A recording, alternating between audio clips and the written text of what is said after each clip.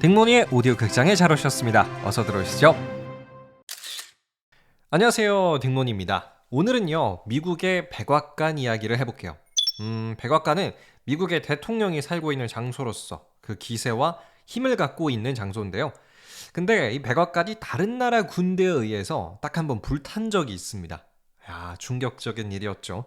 그럼 지금부터 미국의 백악관은 왜 불탔는지, 누가 공격을 했던 건지 저와 함께 그 숨겨진 이야기 알아가 보시죠. 바로 시작합니다.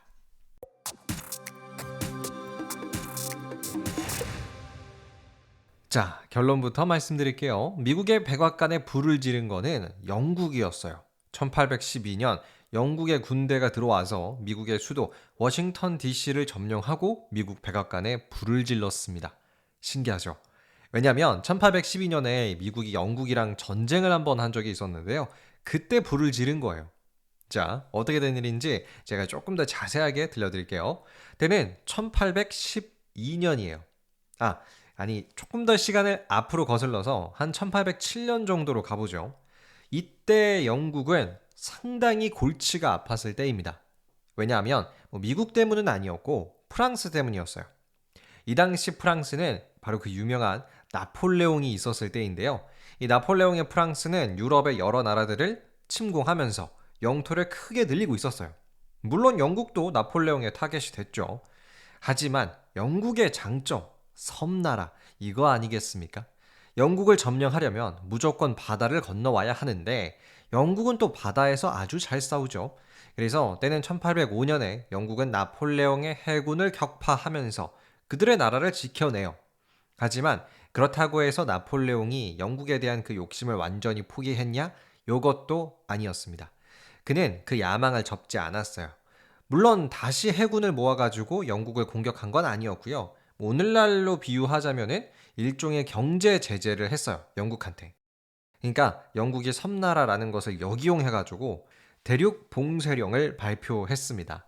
이게 뭐냐면요. 이 다른 유럽의 나라들이 영국과 무역 거래를 하지 못하게 해서 영국을 경제적으로 말려 죽이려는 그런 정책이었어요. 하지만 영국도 나름의 대응 방법이 있었죠.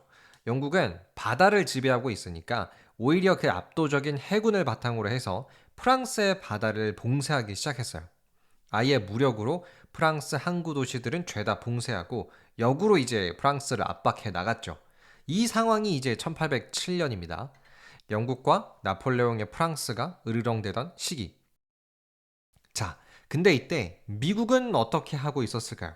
미국은 영국 편이었을까요? 프랑스 편이었을까요? 일단 미국은 기본적으로 중립이었어요. 프랑스 편을 들지도 않았고, 그렇다고 해서 영국 편을 들었던 것도 아니에요. 근데 아까 왜 영국이 프랑스의 바다를 통제하기 시작했잖아요. 그러다 보니까 영국의 해군들은 이 바다를 오가는 여러 다른 나라 배들을 막 수색하고 못살게 굴고 그랬거든요. 너 이 배 어디 가는 거야? 프랑스 가는 거 아니야? 일단 내려봐. 이렇게 자꾸 압박을 했는데 특히 영국 해군은 중립이었던 미국의 선박들을 굉장히 많이 압박하고 못살게 굴었어요.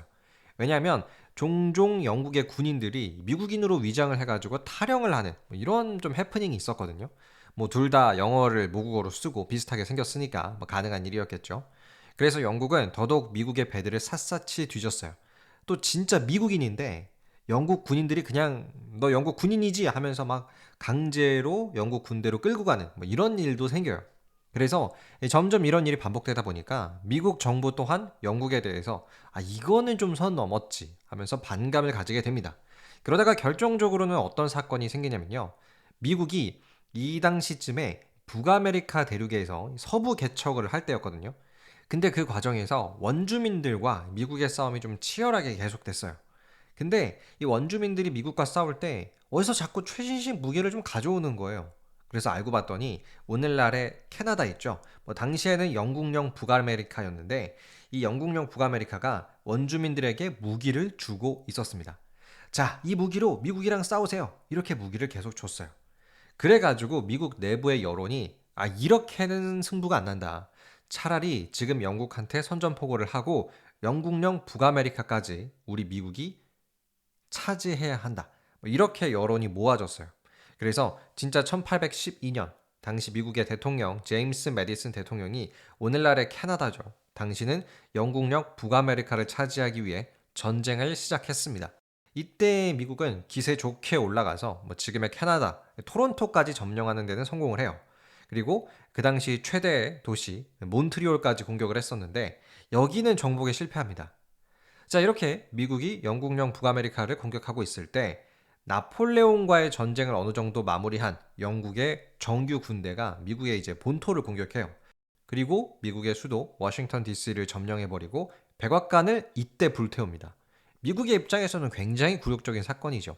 하지만 그렇다고 해서 이때 영국이 미국한테 완전히 이겼느냐? 이것도 아닙니다. 그냥 잠깐 수도에 들어와서 백악관에 불을 질렀다. 이 정도뿐이지 영국이 미국 전체를 굴복시키진 못했어요. 그래서 1812년에 시작한 미국과 영국의 전쟁은 좀 장기화되기 시작했고요. 둘은 결국 뚜렷한 승자가 나오지 않고 그냥 평화 협정을 체결합니다. 승자도 패자도 없는. 그래서 1815년 미국과 영국의 전쟁은 조금 허무하게 끝이 났어요. 괜히 전쟁이 시작해서 백악관만 불태우고 말았네요. 끝!